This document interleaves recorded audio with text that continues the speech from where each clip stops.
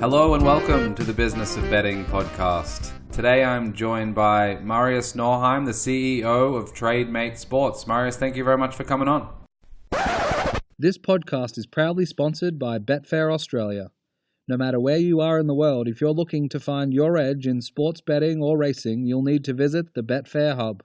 From analysis to betting psychology, it has everything that you need. Simply visit betfair.com.au/hub.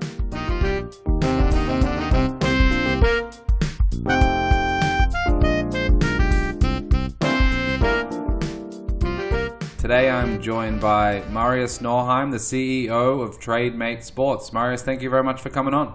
Hi Jake, thank you very much for having me. Looking forward to this, so it's going to be fun.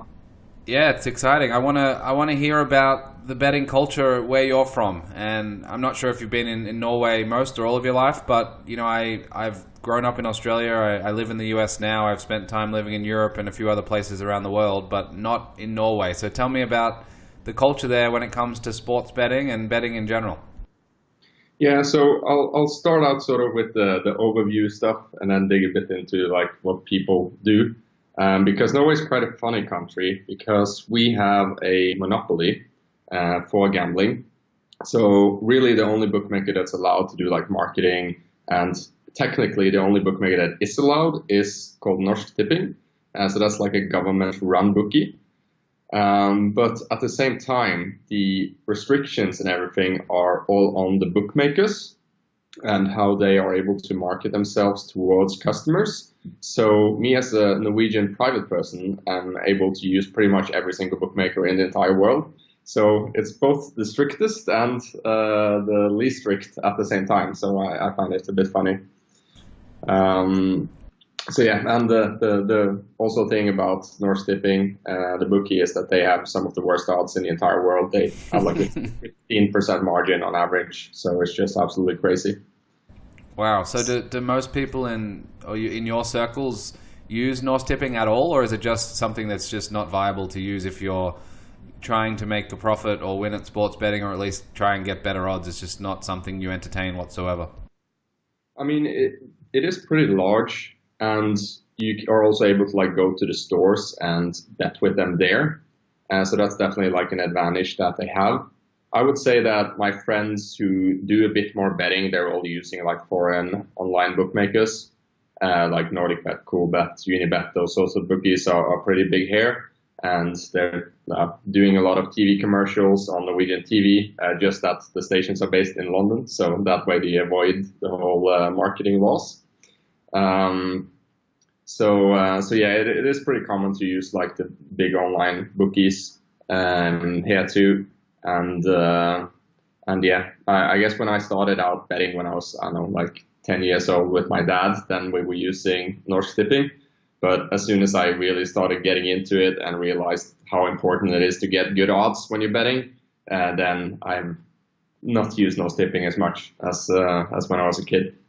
So is that what is typical in Norway? Because certainly growing up in Australia, and you know, we in Melbourne had a holiday for a horse race called the Melbourne Cup, which is pretty famous around the world in horse racing circles, and having a $2 bet on a horse race or on a sporting event is very typical and common. And I think some of the numbers on per capita gambling around the world, Australia is always in the top 1 or 2, and you know, similar to the UK where there's a lot of discussion around betting and sports and sponsorship and advertising during games. Is Norway in that vein, or is it a little bit more sheltered and protected when it comes to gambling? I would overall say it's definitely much more sheltered. And I mean, if you watch a football game or something on telly in England, then it's just going to be betting commercials like throughout the entire commercial break.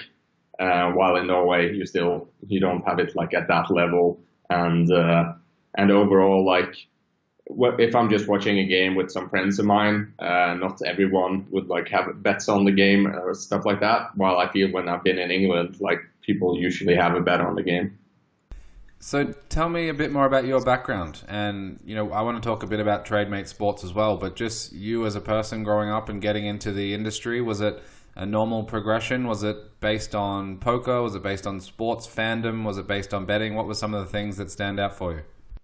Yeah, so I think the foundation for me was poker. because I played some poker when I was in high school, and that's sort of how I got into the whole expected value and looking into the statistics and stuff, because those parts have always fascinated me, and I'm always about winning in whatever I'm doing. And when I do stuff where it's possible to make money, I want to make money. I don't just do like betting or poker for fun. I want to profit from it. So me and a friend of mine, we started out doing poker together, and we deposited like $10 into the poker site, and we ended up taking out, I think it was $600 each. So not high rollers, but definitely had some good fun growth from that. And that's sort of how I got like the underlying statistical understanding of expected value and the difference between luck and randomness, and also looking towards the long term. So I think that's like one of the biggest like lessons I've taken from it is always looking at what is plus EV in the long run, and that's something that I'm also applying, like a principle I'm applying like throughout my life. And after that, I went to the military. Then I studied at the university in Trondheim, which is like the major science university in Norway. So I started out doing like a combination of economics and engineering then. Eventually, I moved over to an entrepreneurship program where I did my master's degree, and it's a very action-oriented program. So all of the students try to actually start startups while they are still in their studies. And that's how I met Martin, who started Trademate, where I'm currently working. So Martin is a very, very talented developer, and he had a childhood friend named Jonas Jelstad. And Jonas, he quit high school and moved to Thailand with a bunch of other Norwegian poker professionals and started playing poker professionally. And he also eventually realized that he could make far more money doing sports betting than doing poker. So Martin and Jonas, they grew up together, and once they were at like a cabin trip up in the Norwegian mountains, Martin realized that, hey, it should be totally possible to like automate some of the stuff that Jonas was doing, and that's sort of how Trademate was born. So while I was studying, me and Martin, we worked together on a different startup, which was in the edtech space. And while we were working on that, we would take breaks and then go betting with Trademates at the bookies. And then we like spend 10, 15 minutes doing that. Then we'd go work for another hour. Then we'd take another 10, 15 minutes betting, and then go back to work again. So that's sort of how I got into a bit more of the serious betting and actually trying to make money from it. Sounds like we could make a mini series about that background and story, and some Thailand beaches, some poker playing around the world, probably or online, some betting in between, doing a master's program in Trondheim, and so on and so forth. It's a very interesting backdrop to getting to where you got to now. Just a general question. You mentioned before that you try and apply plus EV in life. Take us through how that works. I know that, I've had discussions with my friends about that, and sometimes it's people apply it in different ways, but just tell me how you try and take that principle that is, obviously based in mathematics and can be used in betting, but how it works in general life for you. Well, that's a good question.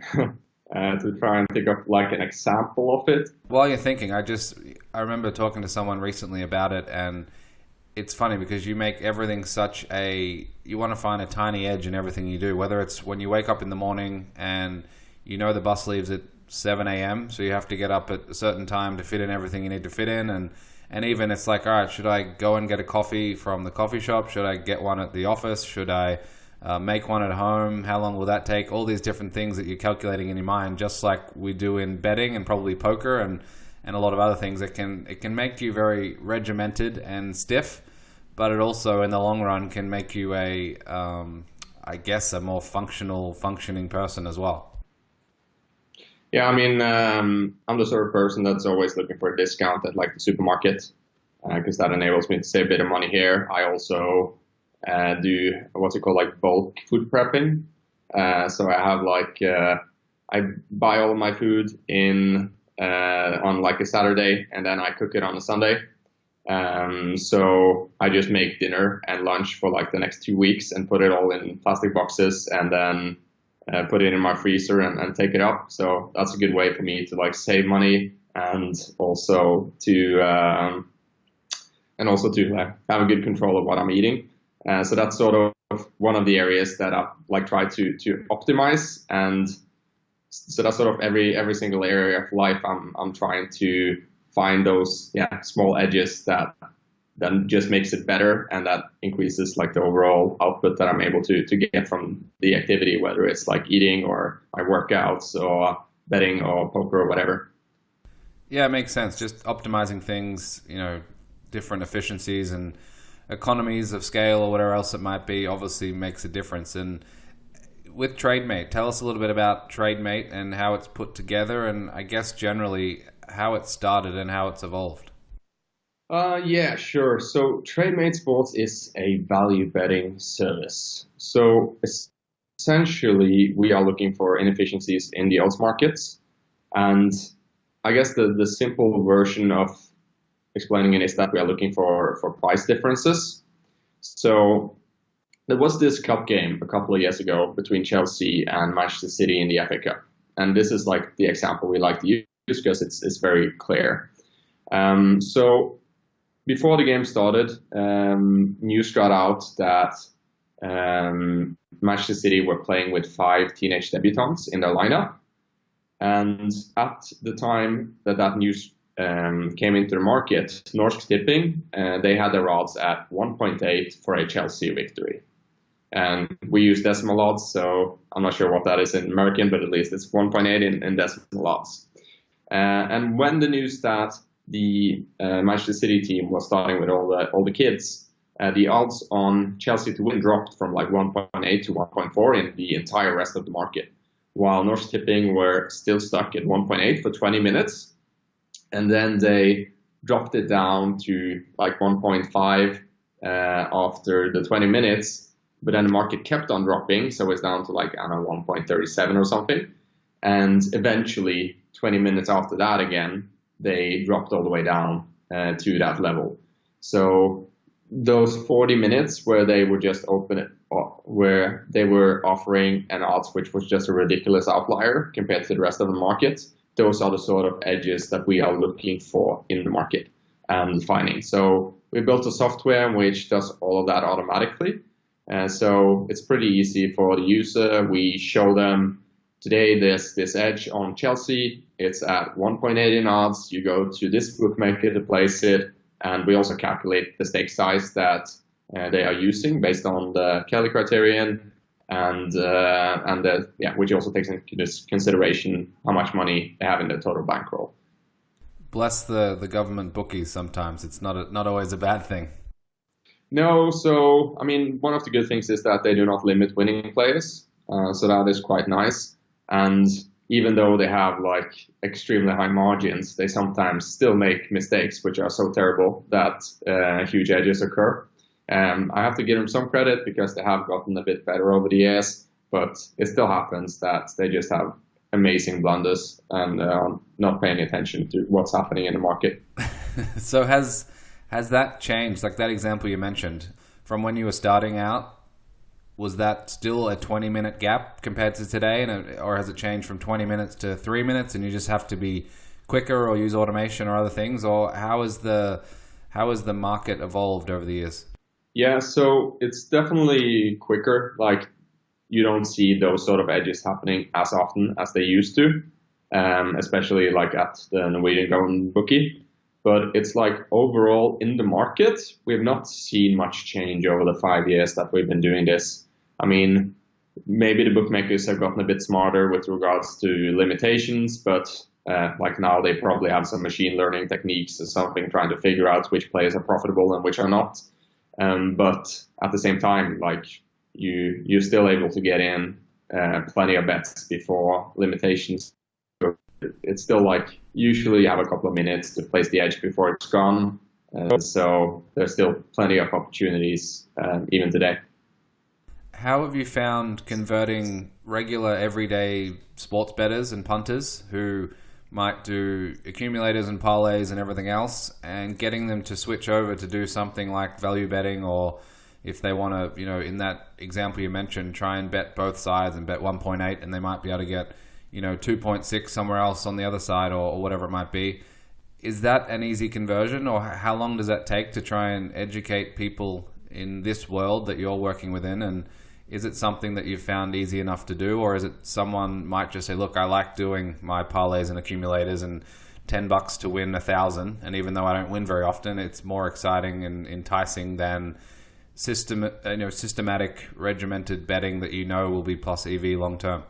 Yeah, so that is extremely difficult, and I think that's sort of one of the advantages that's where I got used from, like, playing poker in my early days. Because when I met Martin, like, I remember him telling us about Trademate, and everyone was like super skeptical. And I, like myself, was a bit skeptical how you can make money doing sports betting. That sounds extremely good. But when he like explained the details and said, we're measuring the EV of it and seeing whether the trades that we make are plus EV, comparing that to like the actual results, and then seeing that over extremely large sample sizes of data, then it became pretty clear to me that this is something that is working. So I tried starting with it myself, and I think in total I made around like $8,000, something like that, from Trademate. So definitely good. And then back to the question, which was convincing people. So yeah, no, it's not very easy, and I think it is actually better to find someone who doesn't know too much about betting from before. Maybe someone who has a background from poker or statistics, or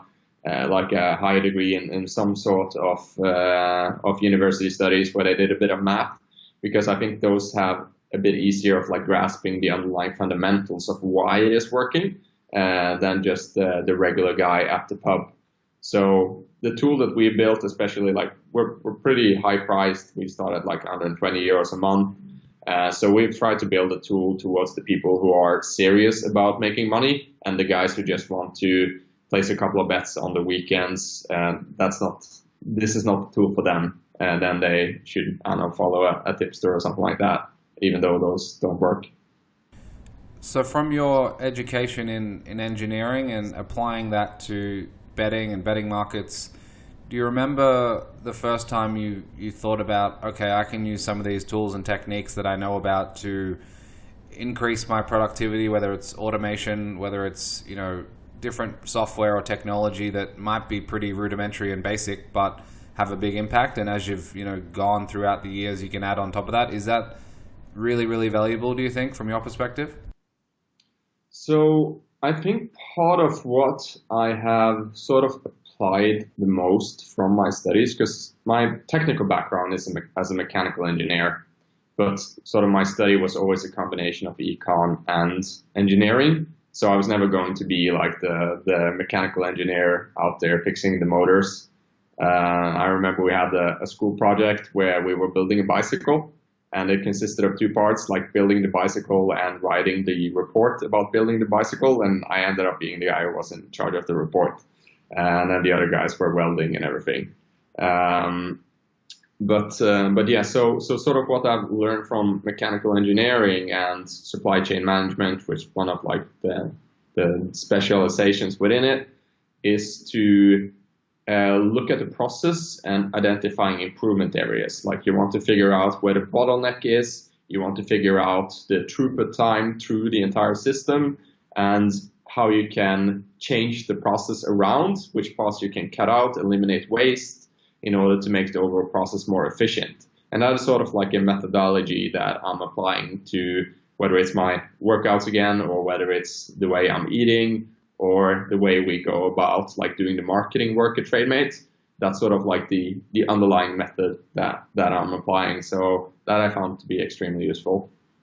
So in this day and age, a lot of people will be able to either look at odds comparison websites or scrape that data in themselves and use it for whatever they're trying to do. From your perspective, what's the most important use of automation in your world? I think first and foremost, you need to figure out whether you have an edge, because if you don't have an edge, there's not much point in automating things in the first place. But once you sort of figure out that you do have an edge, then you can start looking into automation, and then it depends a bit on like what your goal is. If you want to sort of exploit the soft bookies, then there's not really a good way to do that without sort of breaking the rules, which is not something I would recommend doing, because then they can take your money. But there are other options where you can do automation. There's like betting brokerages and stuff like that, and they all have like an API, so then you can sort of connect to them and get started.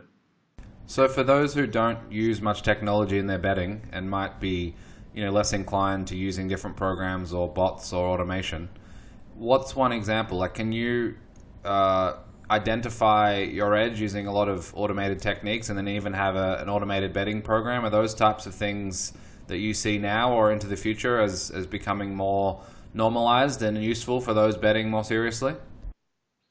I think that there are some fundamental things that would have to change in the industry before that becomes like normal. Because right now there's just so many limitations on like the big European bookies, in terms of they're only looking to have customers who don't win money, and they want to exclude all of the winning players. And I think it's typically the winning players who would be interested in doing automation. So I think it requires them to change their business model towards accepting all players really, and offering them like minimum bets that they have to accept, stuff like that, in order for automation to really take off. Either that, or something like blockchain could come and disrupt the whole thing, even though I don't really see the use case for blockchain within sports betting. So you mentioned European soft books, and you talked a little bit about Asia. Tell me what you've experienced in terms of the differences, some of the benefits, and for those that might bet in one place or only locally, or have limited understanding of how the differences apply. Tell us from your perspective what the European versus Asian markets offer. You could say that the European bookies, they're a lot easier to beat than the Asian bookmakers, because the odds on the Asian bookmakers is a lot sharper. So they're just plain better at setting their odds, and that means that there is less inefficiencies in the odds. So European bookies and pretty much all the soft bookies around the world, I say those two things pretty like they mean the same stuff in my head. But I guess now that more bookies are opening up in the US, just referring to them as European bookmakers is not the correct term anymore. But yeah, I'll call them soft bookies. Also, you can get a lot higher stakes in Asia. So if you are serious about the betting, then you can get so much more turnover in there, and they don't limit players who win. And now there are a couple of Asian bookmakers who look like they're taking some steps towards the European model, but there's still like other bookmakers which one can use, which are still following the old ways and accepting all players, giving a lot higher stakes. And then I guess the last thing would be that you can see that the price changes a lot faster in the Asian markets than what they do in the European markets. And for you as a player, like I think the best tips that I could give to like any punter who just wants to do a little bit better is to always look for the best odds, and you can almost always find the best odds in the Asian markets with the Asian bookies. And that is because they're following a bit of a different business model from the European bookmakers, because they mainly care about how much turnover they are able to get through their system, and then they take like a lower cut of the money that flows through them, so they have like a lower margin than what the European bookmakers do. So on average, like roughly, you could say the European bookmakers take a 5% margin on each bet, while the Asian bookmakers take like 2%. So that's a pretty big difference, and that also shows itself in the odds that you're able to get. Do you think, you talked about the Norse tipping example earlier, where there might be a price out there for 15 or 20 minutes that exists and as time has passed, it might be more like 3 minutes or 5 minutes or 2 minutes or whatever it is. As we get closer to 0 seconds with those prices existing and it almost being, zero latency around the world with the bookmakers in the future, obviously there's one person who'll get the price and that'll sort of signal to a bookmaker or a number of bookmakers that they have, injury information or other information that the line should move. Do you think there will always still be a place, much like I'm guessing in financial trading where they talk about, milliseconds or microseconds or whatever they do? Do you think sports betting will continue to have the ability to do this type of thing even when we get down to bookmakers moving their prices within 15 seconds, 10 seconds, 5 seconds of some of these big market moves? I think if it's still like 5-10 seconds, then it will still be possible, but then you most likely have to look into automation. But as long as this is like above milliseconds, then I think it's very much possible to get them beat. But once we're starting to talk milliseconds, then it's starting to get a lot trickier, and you're going to need like a lot more resources to be able to pull it off on a big scale at least. So then it's up to like the big betting syndicates like the Star Lizards and Smart Odds of this world. So what direction do you think Trademate will be going? I get a sense from your background in entrepreneurship and some of the discussions that I've heard you have on other podcasts or even just talking to you now. Things will evolve and you'll probably evolve with it, and there might be spin-offs and other businesses or changes. Or do you think Trademate will continue on in a similar vein as it is today into the future? Yeah, so we just launched our team just launched a new product right before Christmas, which is called OddZero. So that's a match betting software. So the goal is to sort of reach out to a bit more of a wider customer group, because match betting is risk-free to get started doing. You can still use it to exploit the sign-up bonuses and make between 3 to 5K doing it. In the US now, I'm sure it will be a great market, because I've seen they've been throwing out some insane sign-up bonuses to people, like up to $500. So then match betting is just a perfect technique of making money from those bonuses. So that's sort of the new product that we launched, and at least what is going to be our focus this year. And I guess after that, we'll see. We very much enjoy working with this, since it's like the combination between sports, statistics, and making money, which I like all three of those things. So, yeah. So tell me about your users, especially on staking, because staking is one interesting thing that there's not always a consensus around the betting world on what's perfect. Do you see your clients and users use all types of different staking methods, or is it more convergent around something like quarter Kelly or flat or other things? Yeah, so we always recommend using the Kelly criterion with Trademate, and we use a fractional Kelly. So we use like 30% is what we've recommended. And yeah, you should never go full Kelly, because that is just crazy variance, and you'll end up hitting some variance at some point when you're doing sports betting and getting in a lot of bets. So that's something that you don't want to do. Overall, I would say that if you are able to quantify your edge and sort of have an EV calculation of your edge, then you should be using the Kelly criterion. But if you're not able to quantify your edge, then I think you would be better off with flat stake sizing. And those are sort of the only two approaches that I really consider to be worthwhile. Like everything else seems crazy to me. And yeah, seeing people writing about martingale and stuff is just nuts. Yeah, absolutely. And do you, especially for your users, do you think that they need to fully understand Kelly and read about it for hours and hours, and they need to fully understand the best way to quantify their edge and understand the mathematics behind things or the statistics involved in things to be able to be successful? Because I get the sense a lot of the software eliminates the need for that, and people can almost use different tools on websites and not actually fully understand behind the website what's actually happening that makes this possible, and I guess the foundational understanding of these things. Do you think that's critical, or do you think now we're in a space where you can solve most of those problems behind the scenes for the users, and they can have a pretty simple, easy user experience and potentially win at betting? Yeah, so at least for Trademate, we at least for Trademate, we solve all those problems behind the scenes. But the important part when it comes to understanding why it works is to make you stick with it in the long run. Because especially value betting and what Trademate is doing is a long run thing. You need to get to a very large sample size of bets in order for the variance to even out. Like if you're just betting like 100 bets, then anything can happen. You can win it all or you can lose it all, like probably not in a row, but randomness plays such a tremendously big impact on your results. While if you're getting to 500,000, 2,000, 10,000 trades, like if you're able to get to 10,000 trades, you can be pretty sure that you are going to be able to make a profit. So we wrote an article about that where we looked into our user results based on the number of trades. And I think if you went to around 2,000 trades, then 75% of our customers were profitable.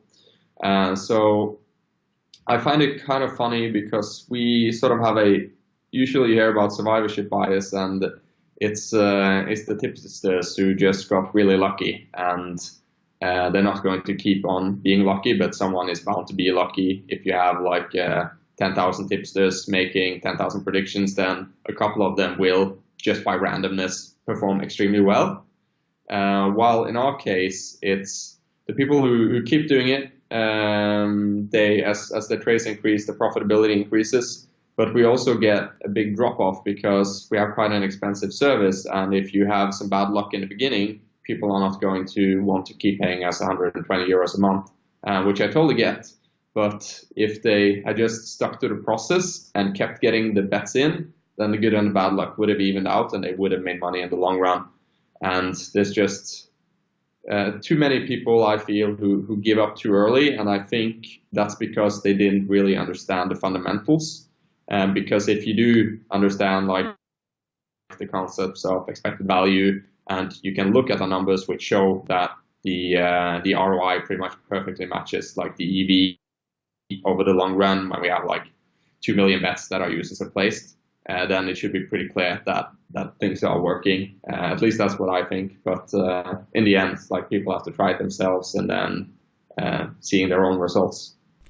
Have you figured out what the best type of education is for the bettors? Is it to take them through the process elements so they understand it? Is it talking about different biases that exist that might impact on that process and cause leakage or other problems related to things that can go wrong? Or do you just mix it up, or do you listen to your users and respond to what they want to hear about? Because there's many different ways, I guess, to approach it, and it's hard to know what's best sometimes.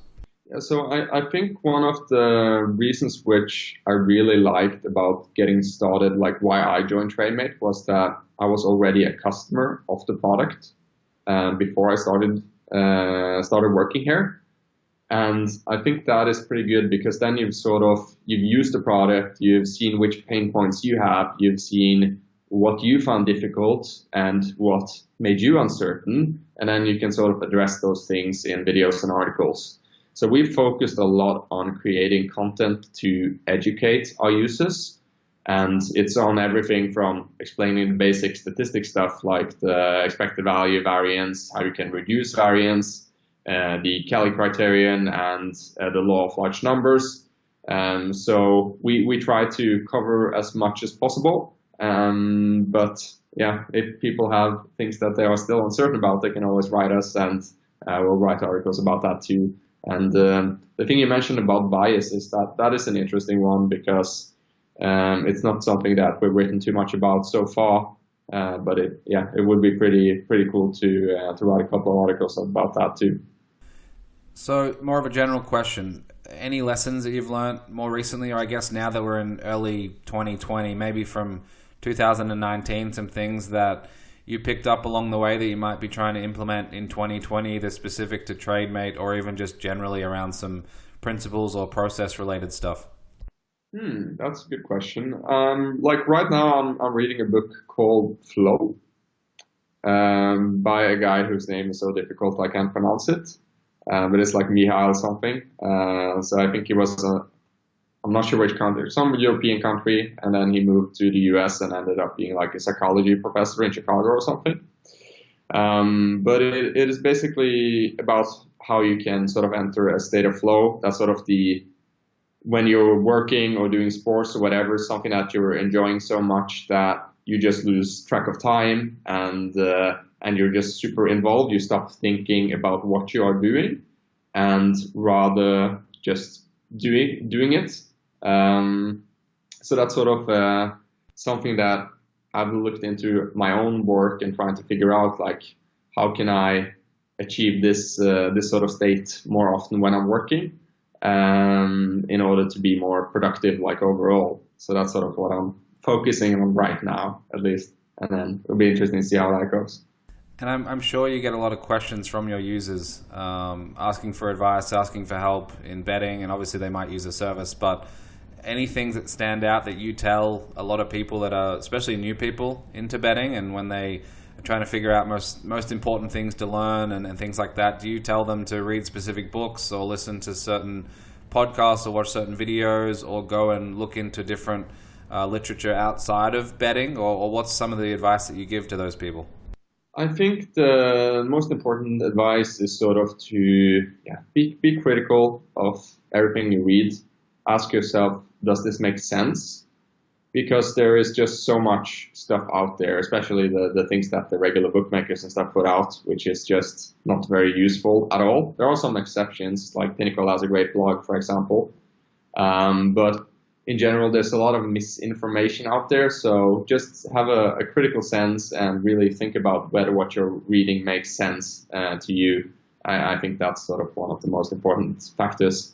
And then, we try to have the best blog in the world about betting to help our users understand how things work.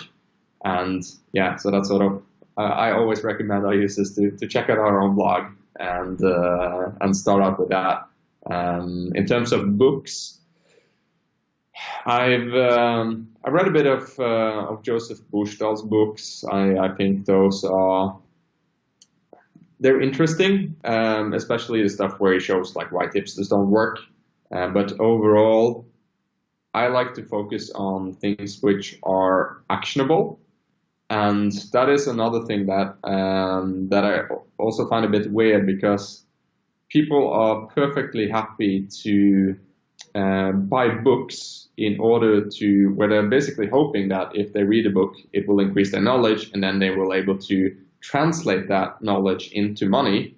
While instead you could buy a software such as Trademate. It doesn't have to be Trademate. It can be within arbitrage betting, value betting, match betting, plenty of softwares out there, which actually help you make money. And then all the stuff that you actually have to do is just place the bets, and they tell you exactly how to do it, like we do.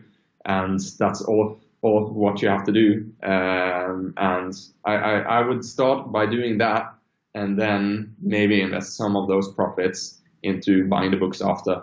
Because at least at our at Trademate, we give you the knowledge for free. That's the books, the ebooks and videos and stuff that we make, and then you pay for the software, which is what is actually like bringing you value.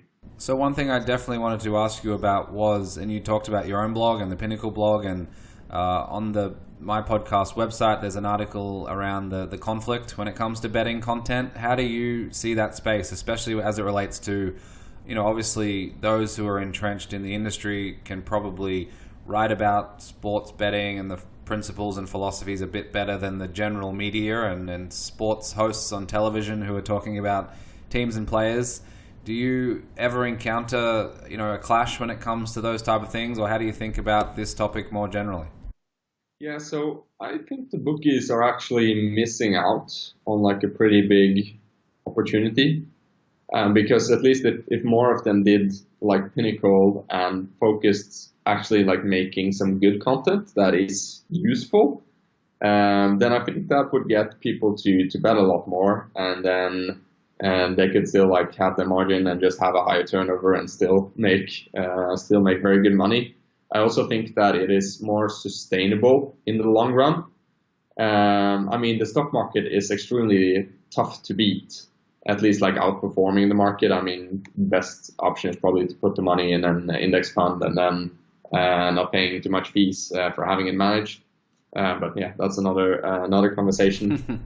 But I think that it would have been a lot better if they focused on actually, educating the users instead of just trying to extract as much money as possible from them in the shortest amount of time.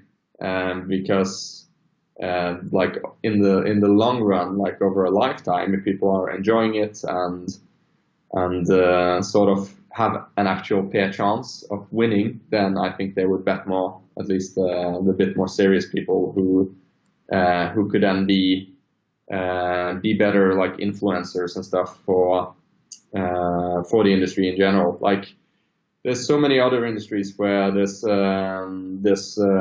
huge influencers who you're able to see them doing like trading or whatever, but in betting it's still not that common. There's a couple of channels out there, but yeah, if they sort of enabled winners to stay, I think it would increase the overall quality. You know, it does make sense though, and I think the one of the biggest problem from the sustainability element is that a couple of enormous bookmakers have done so well going down the different approach of, you know, taking on only losing players, let's say, or at least the vast majority who they think might be, and having still decent margins baked in. Because I think for most people I talk to anyway, when you say, look, is it better to have maybe a good margin or a lower margin product that someone will enjoy betting into?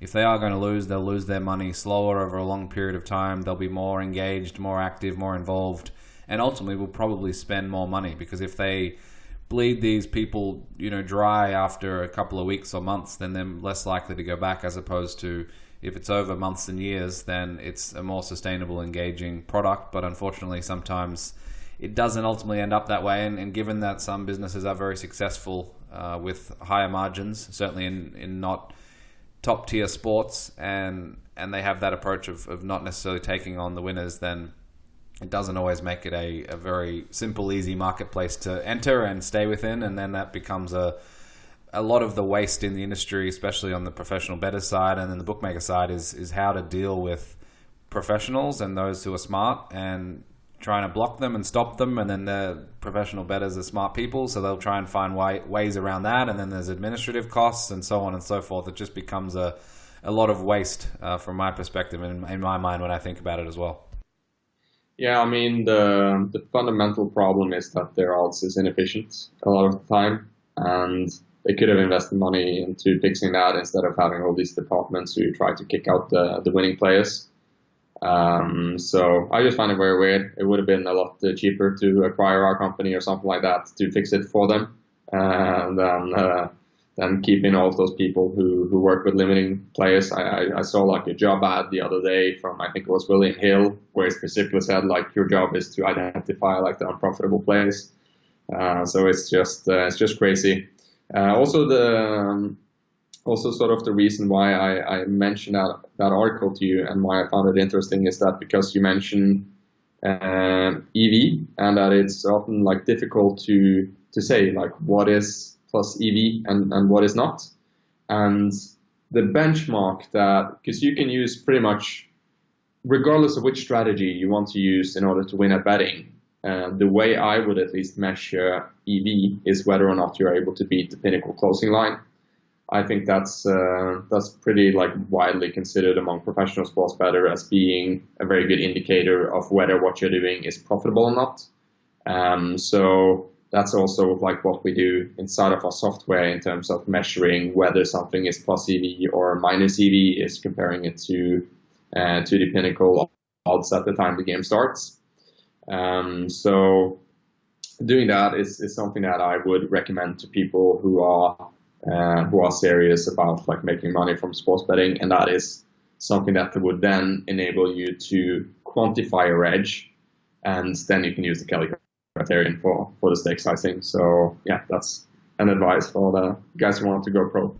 Well, one thing, I don't think it exists, or I don't know that it exists. It would be cool to be able to have, you know, sports media pundits or even professional bettors or whoever wants to be involved to to have some system where all the predictions are put into a system and then assessed against Pinnacle closing line, and just see if these people are as good as they think they are, as good as they say they are, or as good as they made out to be, or at least to have some transparency over how good certain people are at doing things, not over 1 year or one season or even 2 seasons, but for decades and decades, to basically have a betting score associated to your name, whether or not you're good or bad or in the middle, or hopefully most people, or it's likely most people would probably fall around the 50% mark, but it would be fascinating to see something like that, and if it was able to be widely applied across all different sports and personalities and media and betting, it would be a pretty cool thing. Yeah, I'd love to see that, and I think a lot of like the commentators and the so-called experts would be pretty shocked to see just how unprofitable the stuff they are putting out there is. And I think Tetlock has done some stuff around that. Obviously he does all the prediction stuff and he's got a lot of good books about it, but I don't think I've seen anything specific to betting, or at least specific to calculating those types of things in a more systematic way, but maybe for another time. One final question for you.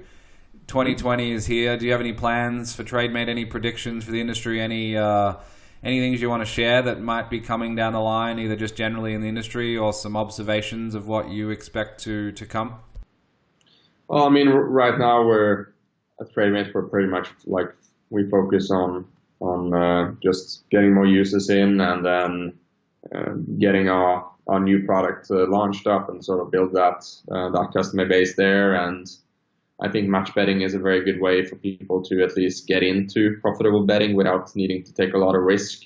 I'm not sure. I assume you're familiar with it, but for some of the listeners, with match betting, you have a bonus at one of the bookmakers, and then you place 2 bets at the same game on like the 2 different outcomes at 2 different bookmakers, ensuring that you don't win any money, you don't lose any money on that particular bet, but you get one step closer to sort of meeting the requirements for cashing out that sign-up bonus. So it's a great way to get into betting in what's in theory like a completely risk-free method. Obviously, there are some like practical pitfalls, like if you pick the wrong team, if you pick Barcelona reserves instead of Barcelona A team and bet on that, then you could end up losing money. But yeah, if you just are structured and have good attention to detail, then it's very straightforward to do, really. And in terms of the industry in general, I mean, it seems like things are moving a lot more towards regulation. Like in Europe, like country after country are starting to get regulated, and I find it very conservative that Norway is not moving in that direction too, because there's currently, like as I mentioned, like my friends who do a bit of betting, they're all using the foreign bookmakers anyway, so that's like money which could have been taxed just going outside of the country, and it would have been a lot better to be able to tax those revenues and then make them at least contribute to society. And yeah, but apparently, like the politicians in this country are not willing to do so. So hopefully they will change their mind eventually. And then for the industry as a whole, I would very much like to see the authorities not just trying to protect the losing players, which I totally understand. You need to help the people who have gambling issues and everything. But it would also be nice if they put in some terms and conditions in those laws to help the winning players, such as a minimum bet law, or forcing the bookmakers to treat all customers equally. I think that would be a great step in the right direction to sort of make betting as a whole a bit less of a sketchy industry. Well, I want to thank you for your time. It's much appreciated. It's great talking about something interesting and somewhat unique with Norway and what you're doing at Trademate. So thanks again for your time, and keep innovating, keep being an entrepreneur. We sure need as many of those in the betting world as we can get. So good luck with everything in 2020, and hopefully we can do this again sometime. Yeah, it was a pleasure being here, Jay. So take care.